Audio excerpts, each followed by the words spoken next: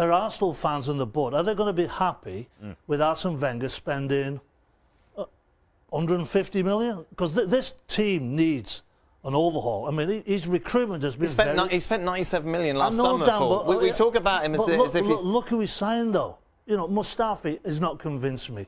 Granit Xhaka, not convinced me. Massive money. Yeah. You know, why not go after Kante? Why not try and steal him? He's a French player. Why not try and steal him into Arsenal for, what, 27, 25 million? It's all about the recruitment. Can we trust Arsene Wenger to put this team back together? I'm not sure we can. One of the things that's fundamentally wrong here is the structure of this club that allows one man at a time like this the ability, within reason, to make the decision. Not another top club, I say in Europe, but I probably can stretch it to world football, to Ali's, to South America, and to Brazil, and to Argentina, to Spain, to Italy, to Germany, to Holland, to France, you name it. Not another top club. He would have survived this long. He'd have been gone. The only place he would have survived is the place he's at. And he should be thankful for that. He should be thankful for the platform that Arsenal have given him. And yes, he has been good for Arsenal.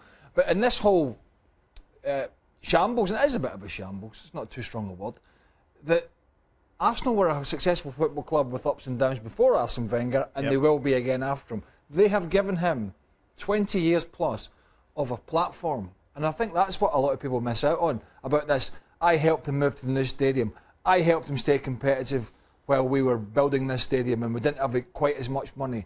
Yeah, but this club has allowed you to put yourself on this pedestal for so many years. Not another club in the world would allow it to drag on for as long as this.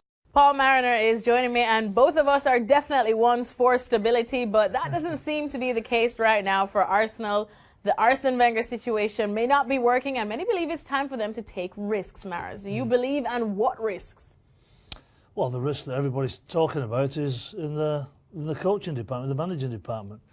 Look, there's no doubt what Wenger has done for this football club is amazing, absolutely amazing. But it looks as though it's on the wane. Why? Because if you look at the game at West Brom at the weekend, forget about the Champions League and the Bayern Munich debacle. But against West Bromwich Albion, you expect a response. There was no response. I mean, anybody who doesn't even follow football knew that West Brom, when the ball comes in from set pieces, they're dangerous. Well, the Arsenal players were ill-prepared. Now, that has got to be the manager's fault. He's the manager, the head coach, you name it, CEO, whatever you want to name Wenger as, that's what he is at this football club. And it's time that somebody had a long, hard look at what's going on. If you look at Ozil, to me, whether he's got a little cold, a sniffle, whatever, he doesn't want to play. Sanchez situation, I don't know why you take your best player. They say he was injured at the weekend, but apparently he's doing fantastically well on duty internationally. So it's starting to puzzle me, and it's starting to unravel for me. And I think it is time that Arsenal board of directors did take a chance. Do diligence on recruitment. You're not just going to pick anybody out of the coaching ranks, but there are people out there that will do a fantastic job. And I do think it's time to take risks. It is indeed a risk, of course, but I personally don't see them sacking Arsene Wenger. No, they won't sack him. They won't sack him. They might ask him to leave nicely, but that doesn't seem to be the case now. I wonder if they'll do with what United did with Fergie. I know Fergie's a different situation. He left on a high, winning the Premiership.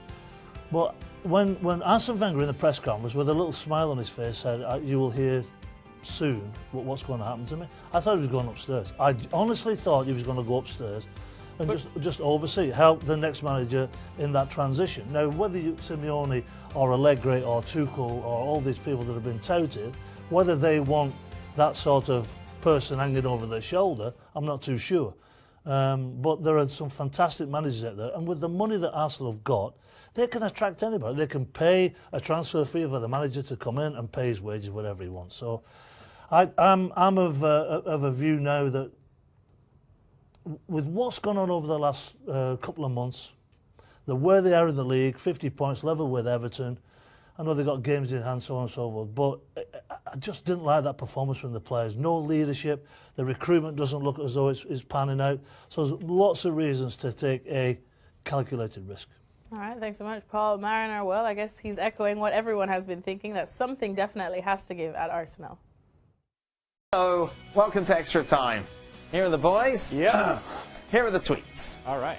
Paul, who do you think would be the ideal replacement for Wenger? Well, I said, when this all started blowing up, I still am a massive fan of Simeone. Mm-hmm. I just think that they need some passion in that dressing room. I think He'll bring it. Look, what he's done, Dan, I mean, normally the tenure of a coach is, 3 years, 4 years, but he reinvents the team, wins the odd trophy, that's why he's still in the job. I just think he's terrific. Sounds like Wenger. Who does? Wins the odd trophy. Still on the job. Well, yeah, but I'm only kidding. He's had his players nicked away from him, so. Allegri. Yeah. Yeah. No argument with that. Yeah, I think both major upgrades.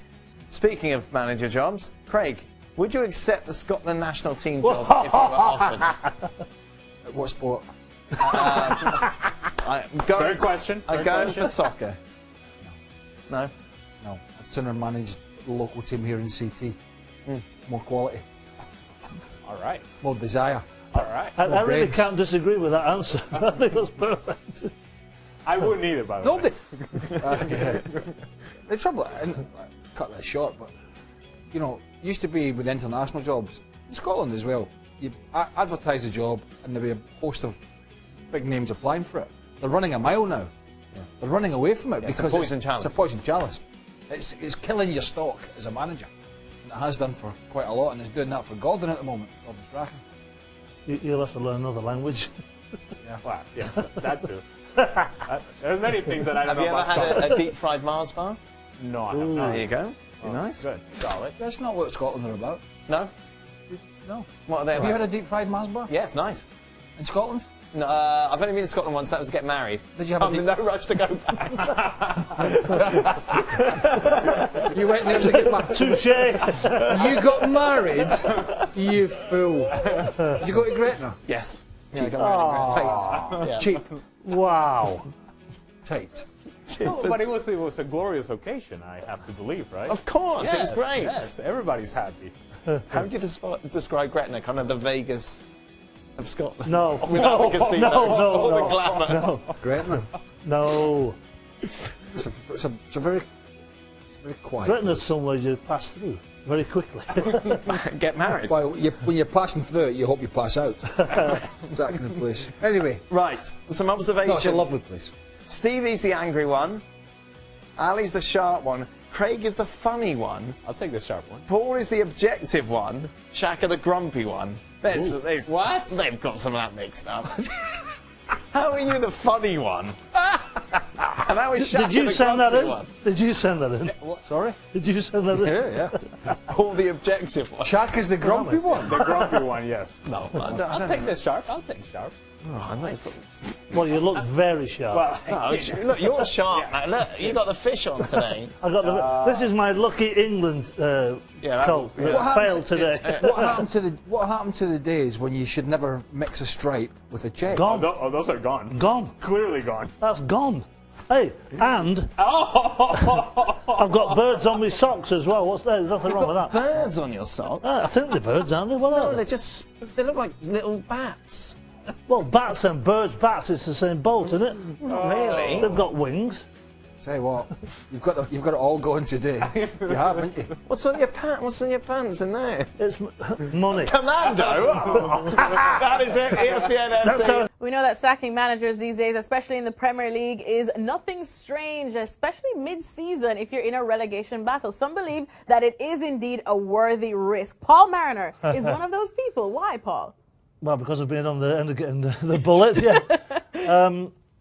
Look, it's a calculated risk. When the stakes are so high, particularly in the Premier League with the TV money, you drop down into the Championship. It's big stakes, and the board, the chairman, the owners, they don't want to lose that Premiership status. So I've got no issues with this. I really haven't. I think you go into the job, you know full well that you're going to get sacked unless you're Arsene Wenger or Fergie, who have long tenures. But this would have never happened back in your day, Maris. Your team, whether it was Ipswich or Arsenal, could have been battling relegation, and you would be absolutely gobsmacked if they had sacked the manager. Am I right? Yeah, you are. But again, it's the stakes. The stakes are way higher now. And it's so important to the owners to stay in that Premiership because of the perks of Premiership football, worldwide status. So I've got no issues with boards changing managers. Look what's happened at Leicester. Whether you like it or you don't like it, look at the bounce. When you look at when Pardew got the sack at Palace and Sam came in, there was no bounce. They just had a little bit of luck at the weekend where they had no shots and got an own goal. There's usually a bit of a reaction. Yeah, but in Sam's case, and I was shocked, I thought there really would be. There's been no reaction. So, again, the board of directors, when you talk to managers about recruitment of players, the boards have got to recruit managers to the same level because it's such an important position and a precarious position, we know. But, you know, when you get late on in the season in April, is that the right thing to do to fire a manager? No. But when you get around the Christmas period, they say second season's October. So, you know. So at least up to Christmas it's okay, but after, say, January... No, look, sacking season has always been round about October, November, always. You know, in Championship football, Division football, lower division, Premiership, it just is. Because they want to self-preserve, they want to keep that Premiership status, and they think that changing the manager will help. Sometimes it does, sometimes it doesn't.